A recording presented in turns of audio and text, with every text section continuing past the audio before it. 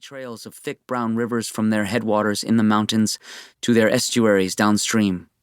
Rivers with short lifespans, their names culled from extinct languages. The rains fall 300 days a year and everything smells like rotten leaves and green needles. The sweet stink of decomposition and rebirth. He feels for elevation changes by scratching his nail along alterations in the map's texture. The mountains are close, but the ocean is closer. A fish does not have to travel far to find salt water in the harbor. After his brother died, Damien's body went too. He simply goes through the motions as he cooks. "I lost a piece of myself," he says to the potatoes, to the rising bread, to anyone who will listen. He is losing pieces of his brother because his memory is fragmented, tossed into the silty river too. He tries to speak to him, admits to his brother that it feels like dismemberment. Dismemberment is the perfect term, the opposite of remember. It is a complicated process, remembering. It is impossible to tie everything back together, sewing together parts found on the roadside in Nevada, New Mexico, California, Arizona. Damien has an arm or a leg. It is all that is left. He bathed the limb in the Colorado River, the Hoquiam River, scrubbed it in Gray's Harbor. If you were a limb to me before and your death was the severing, why do I carry this one with me now? It stinks of rot. It grows barnacles that slurp for air when the tide is out. Damien sprinkles the limb with corn pollen, pours whiskey on it any chance he gets. Some days, most, he feels like he has run out of words.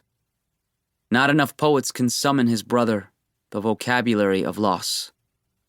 Grief has claimed his capacity for language. After boning the rainbow trout, Damien rinses and pats dry their slime-shod bodies before sprinkling on a cure, a blend of salt and nitrites, brown sugar, juniper berries. Normally he feels nothing around these fish. They are more corpse than food, farmed for their tasteless meat in an overstocked pond somewhere far away from here, their eyes coated in a white film. They arrived in plastic packaging, pre-gutted to save time, but Damien does not worry about time in the kitchen anymore. The trout still smell like lake water. It makes his mouth tingle. He tastes the leaves rotten at the bottom, hears a stream trickling into it. He sticks a gloved finger into a trout's mouth and feels all its prickly little teeth, when suddenly his back seizes at a sharp pain at the tail of his spine. A shock runs down Damien's sciatic, his right hip into his femur. A new kind of pain, a longing, which makes Damien nostalgic for a drive, the kind he and his parents and brother went on every few months when he was a kid. A several-hour hot car ride to their grandmother's crumbling government home or auntie's double-wide in Diné, Bikeya.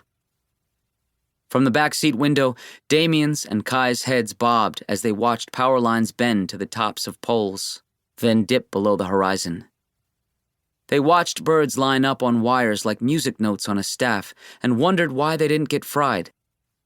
They laughed when tumbleweeds stuck themselves to fence lines, mocked perplexed cows grazing empty lands while their mother raced mile-long trains along I-40, a race she always won because she did not have to drag rail cars full of oil or coal or cars or logs, while Neil Young, Robbie Robertson, and Linda Ronstadt guided them around dust devils and Vermilion cliffs and smelly Mack trucks.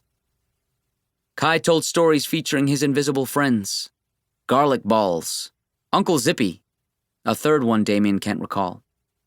They joined Kai on his adventures and their parents laughed along, but Damien understood the apparitions. He knew that they were conjured from real weirdos in town. A dirty cowboy who smokes too close to the railroad tracks. That one Indian guy who loiters for popcorn by the corner newsstand. The boys waved hello to the sad single yucca in their grandmother's dirty front yard as soon as they arrived. A plant that lived for decades until the family used its roots to wash their hair after their grandmother died. Then they tried to coax mangy dogs subdued by heat and hunger out of the shade for a head scratch. Their grandmother, a beautiful woman born for land where red dust coats